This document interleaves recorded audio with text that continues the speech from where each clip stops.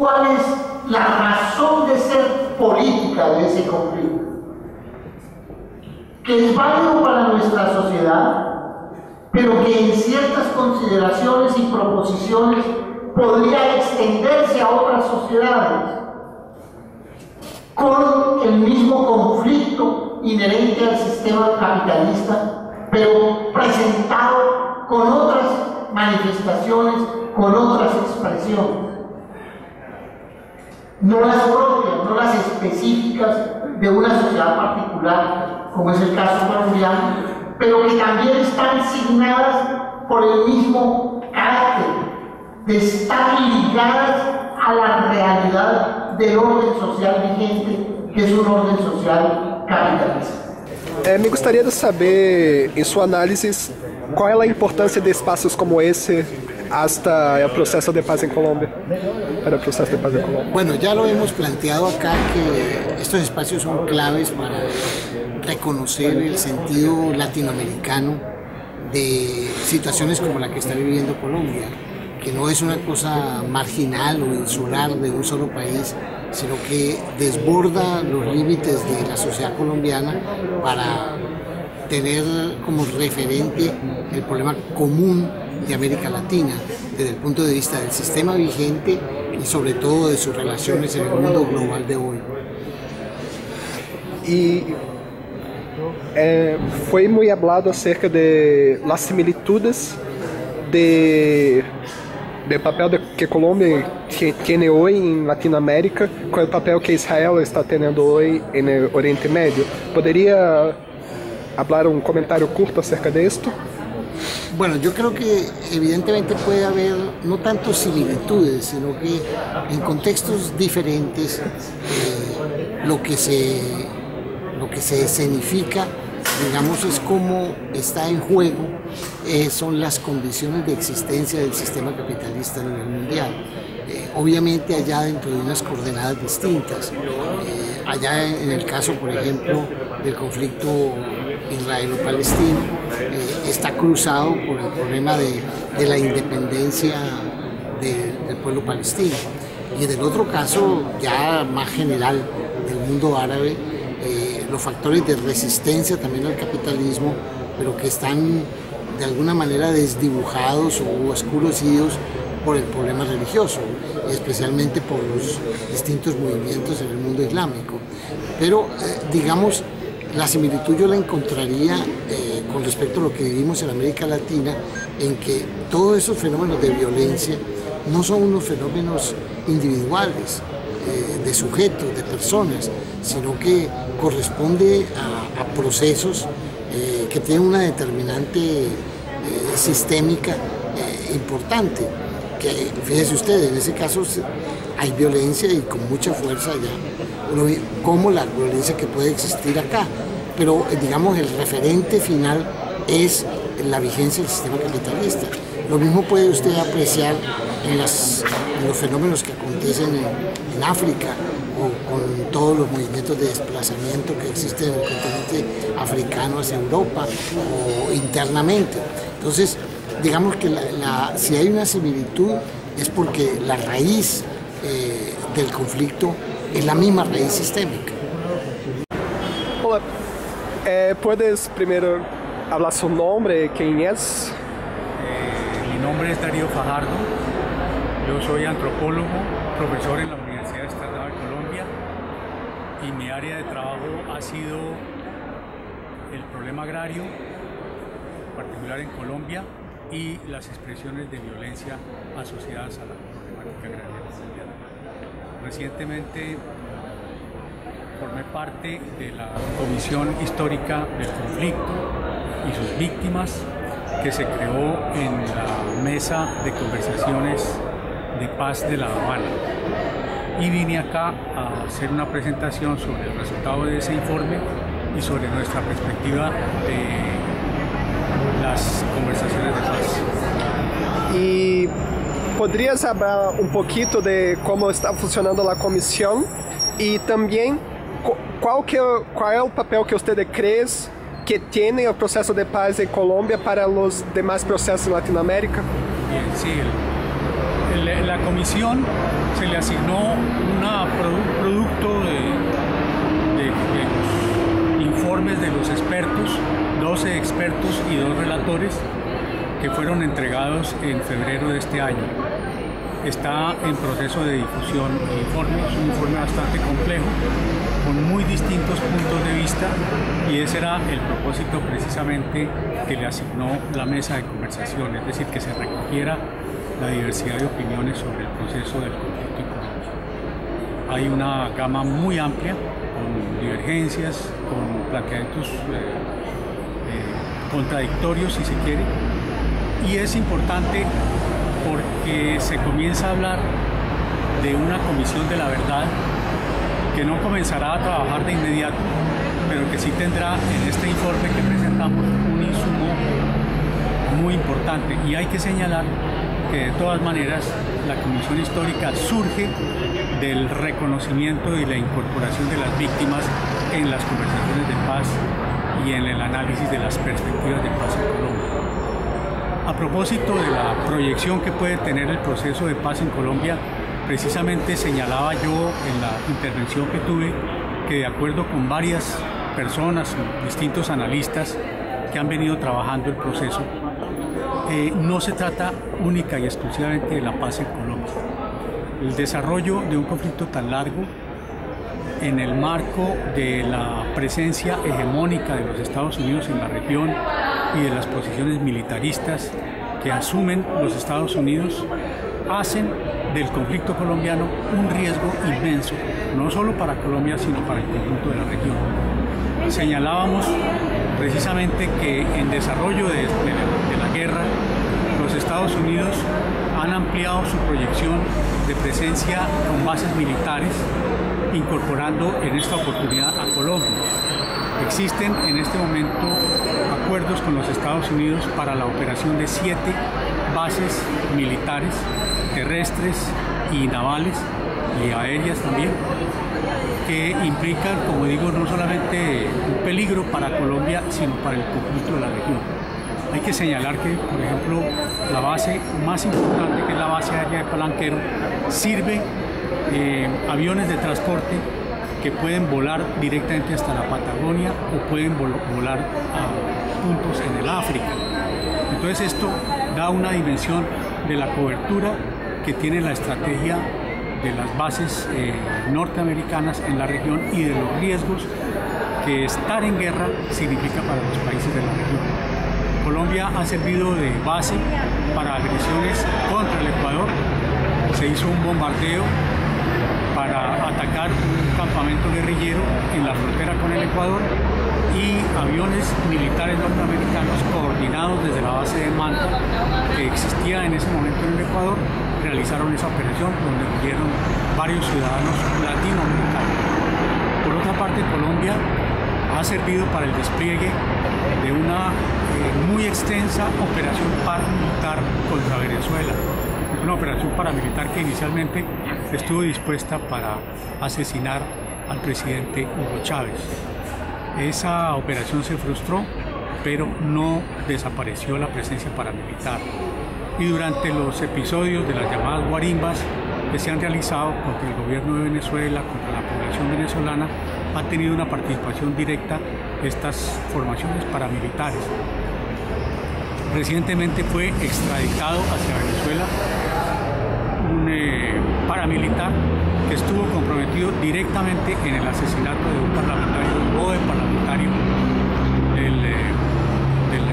del proceso revolucionario venezolano, y aparece también vinculado, que ya fue capturado, un concejal de Cúcuta, entiendo, que es una persona que aparentemente ha servido de enlace entre el dispositivo paramilitar y el grupo del expresidente Álvaro Uribe. Estas circunstancias revelan que la necesidad de la paz en Colombia es muy grande, no solo, repito, para el país, sino para el conjunto de países de la región. Hay que decir también que Colombia, al albergar este dispositivo militar norteamericano, sirve también de portaaviones para eventuales agresiones contra Brasil. Estados Unidos y Brasil están en la perspectiva de una confrontación muy compleja por el tema territorial, por el tema de los recursos y en particular por el tema del agua. Y Brasil observa con mucha preocupación el despliegue militar norteamericano sobre el país y la utilización que se puede hacer del país como una plataforma de agresión contra Brasil. De esa manera es claro para nosotros que la perspectiva de la paz en Colombia es una perspectiva de paz para América Latina. Cuando a uno lo llaman a hablar con eso de paz, yo trato de ubicarlo en tres dimensiones. Una dimensión histórica. Hoy para nadie es mentira que la población indígena, al lado de la población afro, son las personas más empobrecidas del país. Los que van a Colombia en los semáforos son los hombres afros, las mujeres indígenas, los que están pidiendo plata. Si uno va a un burdel, la misma cosa. Si uno hace un recorrido en el país, la zona más atrasada que tiene Colombia es el Pacífico colombiano. Hace aproximadamente 2 meses estuve en una zona de esa y donde hay un solo profesor para darle clase a todas las primarias, primero, segundo, tercero, cuarto y quinto de primaria, un solo profesor, donde no hay un tablero, donde no hay energía, donde no hay baño, donde no hay condiciones de vida dignas para esa gente. Esa es la zona y la zona indígena. Entonces, esa es la zona más invisibilizada en el país, producto del racismo, de la discriminación racial, de la trata y todo esto, pero también de las políticas que se han aplicado en el país, que son políticas racializadas. Entonces, es una primera realidad, el proceso es histórico.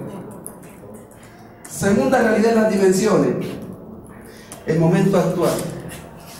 El momento actual, la guerra de Colombia se está librando en territorio indígena y territorios afro. Si quieren, busquen la cantidad de muertos que han habido estos días. Empezó en el Cauca, territorio afro-indígena. Después los bombardeos para los 11 soldados. Después los bombardeos para los 26, 27 insurgentes. Los bombardeos en el Chocó. Los bombardeos en Nariño. Son territorios afro-indígenas para la guerra. Aparte de eso, si cualquiera se va, hace un mapeo visual a los combatientes, son gente pobre, campesino, afro-indígena. Menos indígena por una ley que hay que el indígena presta el servicio cuando quiere, cuando no quiere, no lo presta. Entonces, en los diferentes ejércitos, lo que se está matando es la gente pobre y un gran número es afro-indígena. Entonces, una razón más en el presente para decir que esta gente no podemos avanzar en un proceso de discusión de paz sin tenerlo en cuenta. Y sabemos que la guerra golpea con mayor fuerza o énfasis a la gente pobre. Pero nosotros éramos pobres sin la guerra, ahora con la guerra. Más empobrecidos quedamos. Tercera dimensión. Lo que se avanza en La Habana debe tener en cuenta esa realidad histórica.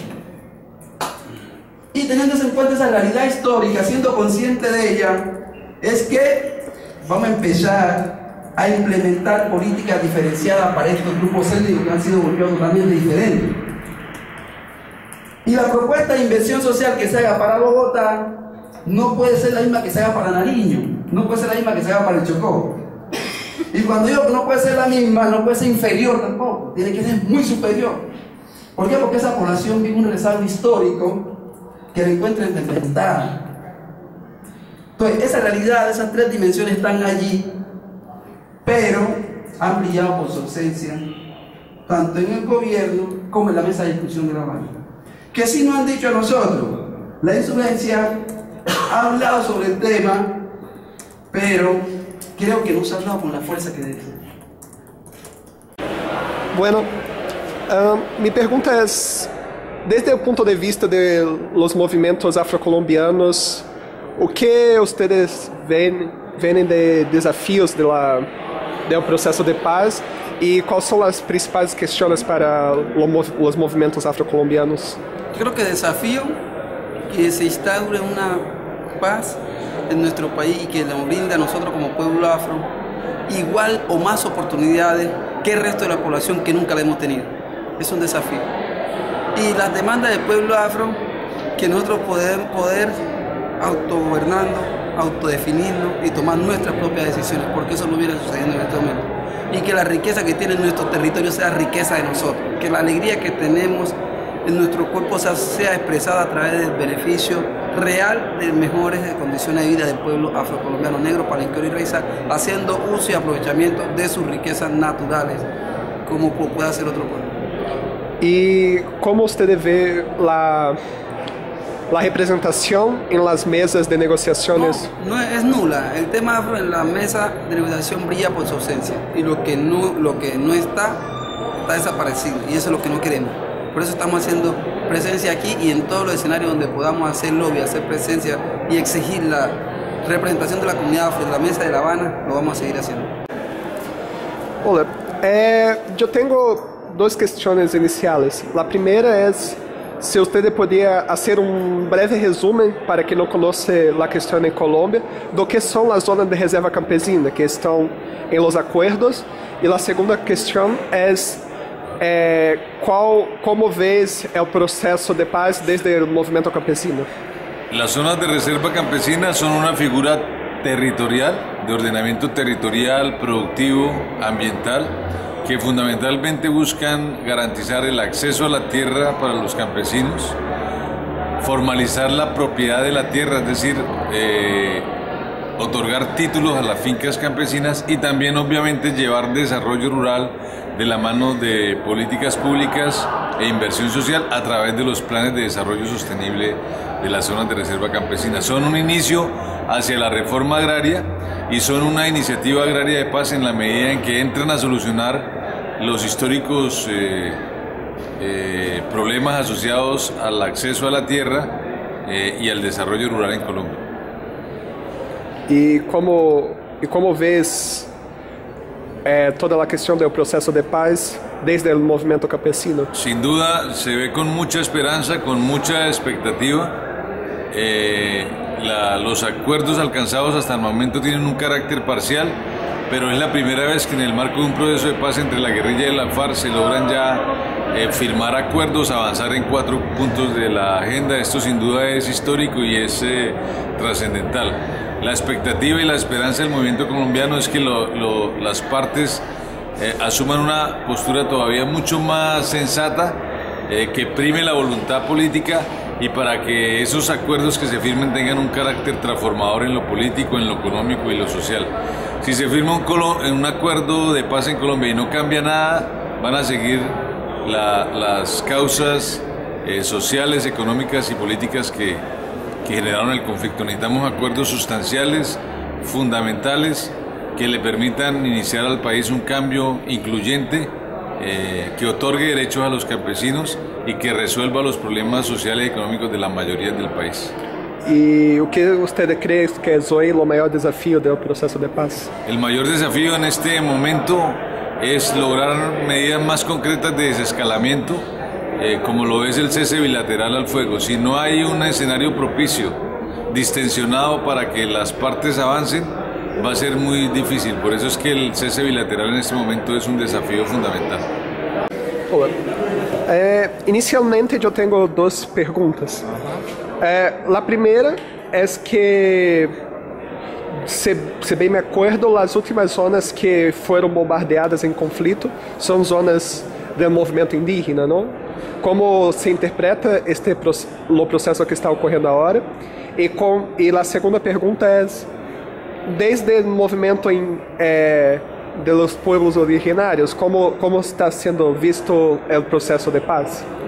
Bueno, mira, pues el bombardeo se realizaron sobre territorios. El primero, que fue la muerte de los 11 militares en Buenos Aires, y el segundo que fue en Huapi.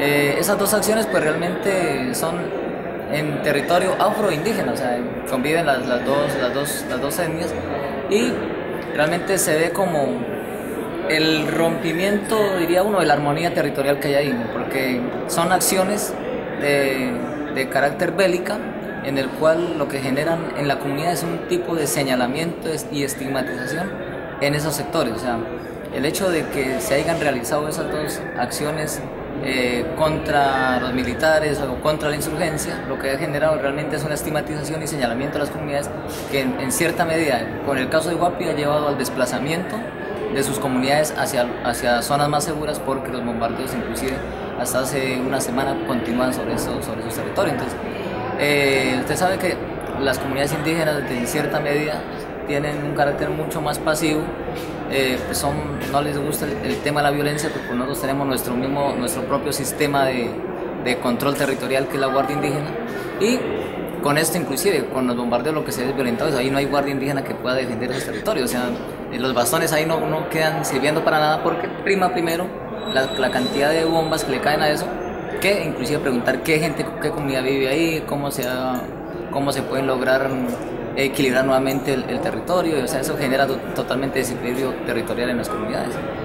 Y frente al tema de la perspectiva de la paz, yo creo que la paz es posible en Colombia, pero tenemos un agravante, que es que solamente está participando la insurgencia y el gobierno, y los sectores sociales no están en el proceso de paz, o sea, y eso es complicado en la medida en que después del posconflicto dice uno, bueno, y entonces ¿a dónde se van a ir las tierras, o quién va a entregar las tierras en un caso de desarrollo rural que se está pidiendo? O sea, ¿va a la frontera agrícola? ¿Van a tocar los latifundios? ¿O van a ir a los páramos a sacar las tierras para entregárselas cuando se hable de reforma agraria? Entonces uno dice, bueno, el sector social, ¿en dónde está allí? ¿En dónde está el sector afro? ¿En dónde está el sector indígena, el sector campesino? Poniendo sus propuestas en la mesa de diálogo, porque no solamente la insurgencia, sino también la población, diría uno, civil, que en últimas ha vivido todo el conflicto de esos 50 años. O sea, no solamente el Estado que tiene el legítimo poder, diría uno, el poder legal, y nosotros como comunidades indígenas, ¿en dónde vamos a quedar? O sea, la población civil no tiene participación, y dice, bueno, listo, se desmovilizaron ya, pero luego, ¿quién va a asumir el resto del conflicto?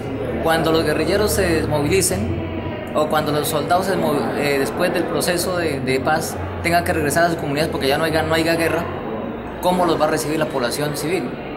Si los vamos a cuestionar, si los vamos a señalar, si los vamos a... O sea, eso es algo. Entonces, para nosotros en Espacio no nos tienen en cuenta a la hora del diálogo, pero nos va a tocar asumir el resto que se venga después del posconflicto en cómo ayudamos a solucionar eso. Entonces es necesario que nos den participación, porque nosotros también tenemos propuestas para llevar ahí, y cómo es que realmente nosotros concebimos la paz, o cómo es la justicia social que nosotros queremos.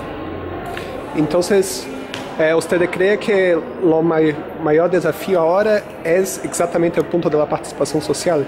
Claro, porque es que, como decían ayer los panelistas, la paz, el gobierno está concibiendo como la ausencia simplemente de lo bélico, de la guerra.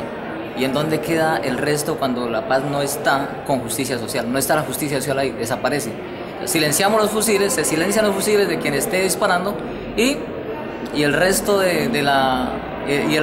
la educación, la salud, ¿cómo va a llegar? ¿A través de movilizaciones, o cómo hay que exigirla para que el gobierno cumpla con eso?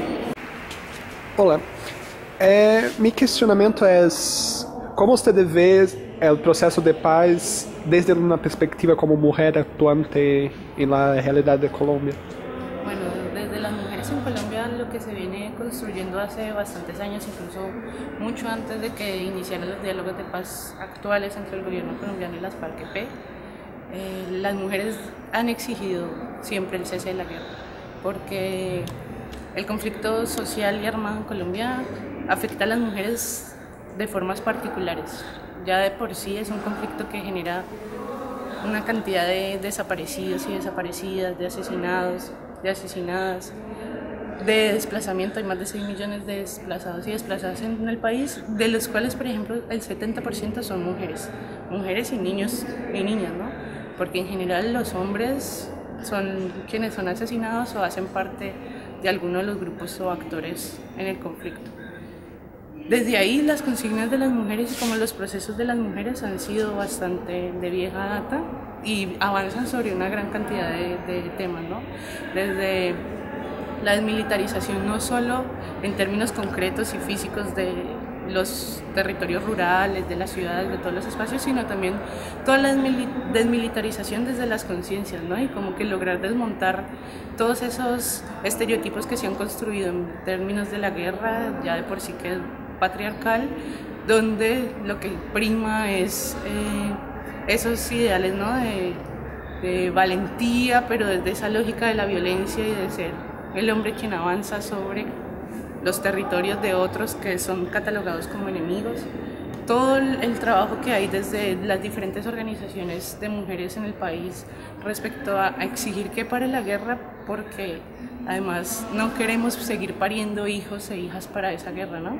Llevamos 65 años en un conflicto que ha dejado millones de víctimas y de personas con unas condiciones bastante complejas en el país, y desde ahí, bueno, las mujeres también han asumido el reto y digamos que es la responsabilidad histórica de tratar de construir paz en medio de esos escenarios de guerra, tratando de reconstruir el tejido social que queda desbaratado, destruido después de que hay ingreso de paramilitares, que hay enfrentamientos, que el ejército arremeta de una forma u otra, o el Estado con políticas que desconocen las particularidades que viven las mujeres también desde su condición de género, que genera además otras violencias que están establecidas y que están legitimadas por las leyes, por el orden político, social, económico.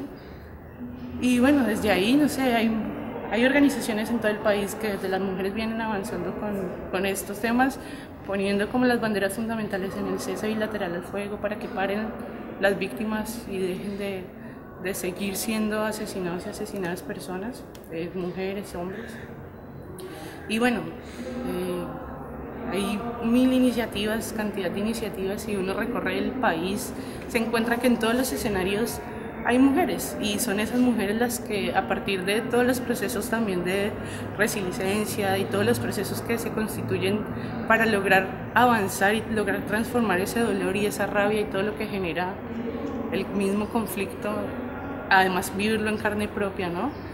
Con todas las violaciones sexuales que se cometen, que son infinidad y la mayoría están en total impunidad porque las mujeres no denuncian, porque además cuando denuncian se generan nuevos casos de revictimización, ¿no? Desde las instituciones estatales, la policía, la iglesia, y desde ahí, bueno, avanzando, ¿no? en la necesidad fundamental en este momento de acompañar los diálogos de paz entre el gobierno colombiano y las FARC-EP, de exigir no solo que ese proceso de paz se mantenga y logre llegar a buen puerto y se logre un acuerdo de paz que no garantiza que vayamos a tener paz, pero que sí es un primer paso para que como sociedad vayamos avanzando hacia la construcción de la paz que creemos necesitamos, que tiene que venir acompañada de justicia social, que es salud, educación, trabajo digno, y todas unas condiciones mínimas que en Colombia no están garantizadas de ninguna forma. Y desde ahí las mujeres vienen haciendo parte de todos los escenarios de paz en el país, de todas las movilizaciones de paz, de todos los espacios donde de alguna forma se trata de construir otra Colombia, desde ese entendimiento que es imposible que podamos como país, como sociedad, lograr avanzar si no entendemos qué es lo que ha pasado y si no comprendemos cuál es la historia de nuestro conflicto, de qué forma ha afectado a unos y a otras con particularidades bastante evidentes, y bueno, eso, ¿no? Avanzando hacia la necesidad constante de que pare la guerra que lleva 65 años y que ha demostrado que por la vía armada no se va a resolver. Y creemos que este es un momento histórico para lograr transformar esa historia de nuestro país, porque ya es momento de decir basta, ya creo que nuestros cuerpos, nuestras comunidades, nuestros territorios no aguantan más muerte, más sangre, más tristeza. ¿Y usted cree cómo está la representación de las mujeres en la mesa de negociaciones?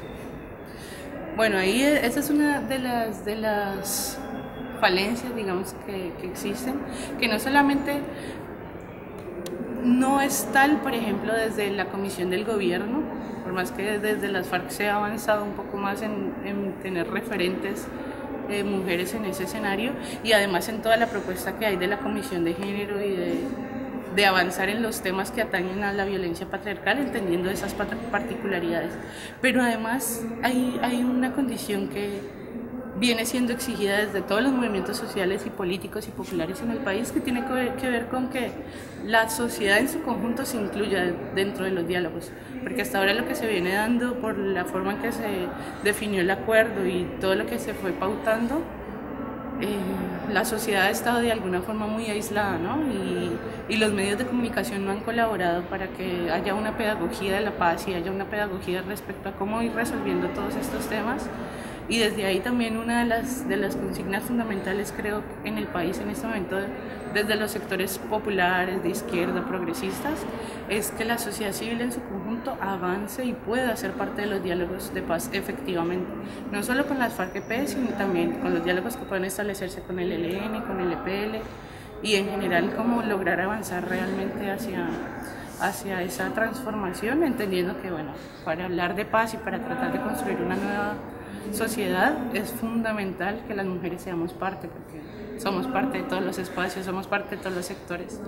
Por más que se sigue manteniendo la lógica de trabajadores, sindicalistas, campesinos y mujeres, como si las mujeres no fueran parte de todos los sectores que están en lucha, que están en resistencia. Pero bueno, creo que igual se viene avanzando y hay grandes procesos a nivel agrario, urbano, donde las mujeres están mostrando, ¿no?, que la voluntad de seguir construyendo paz y seguir construyendo un país donde todos y todas tengamos unas condiciones garantizadas y donde podamos tratar de avanzar desde el reconocimiento de esa historia de tanto dolor y de tanta muerte, pero también entendiendo todo lo que tenemos como pueblo para ofrecer, para construir, bueno, que se materialice. Em primeiro lugar, fala seu nome, quem você é. Tudo bem? Eu me chamo Pedro Munhoz, sou trovador, já desenvolvo esse trabalho há muitos anos e meu trabalho todo ele voltado às questões sociais. Sou um cantautor, faço canção social, canção para que se estimule a reflexão, para que se construa consciências. Meu trabalho visa contribuir nesse processo, né? Esse sou eu com 54 anos e mais de 38, quem sabe, aí 28 de estrada, né? Quase 30. E para você, que estamos aqui no fórum, qual que você acha que é o papel da arte para pensar a paz na América Latina? Olha só, Gabriel, o papel da arte é fundamental. Não fosse isso, o imperialismo não usaria a arte como um instrumento de manipulação e de alienação. A arte já nos diz lá, o nosso grande pensador Marx diz que a cultura e a arte sempre está fazendo o papel de manutenção da superestrutura, né? A arte ele tem esse papel preponderante. A indústria cultural, né, ela se apropria, né, da cultura popular, se apropria dos saberes e das manifestações artísticas dos povos, transforma isso em mercadoria para que consiga, digamos assim, prender, né, os povos com a sua ideia e com a sua maneira de pensar, que nada mais é do que o mercado de consumo.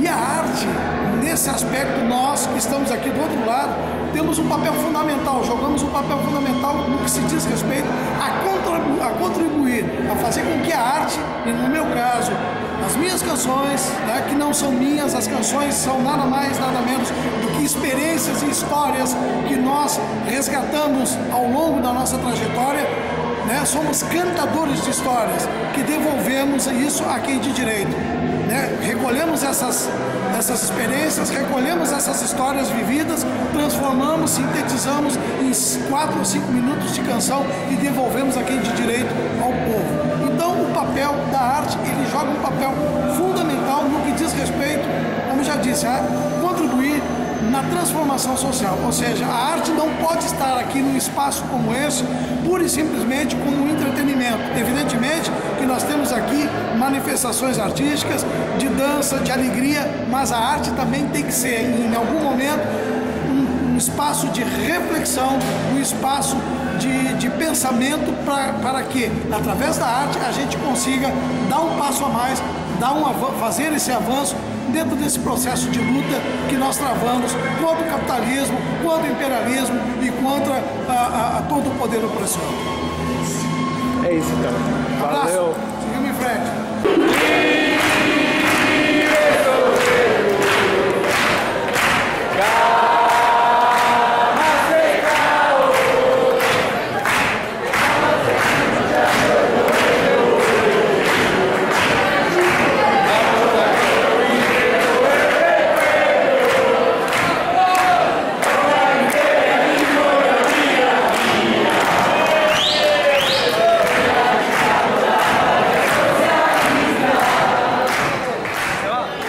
compreender o riso e a dor, caminhando lado a lado, ser amigo, irmanado, ser fuzil e ser a flor.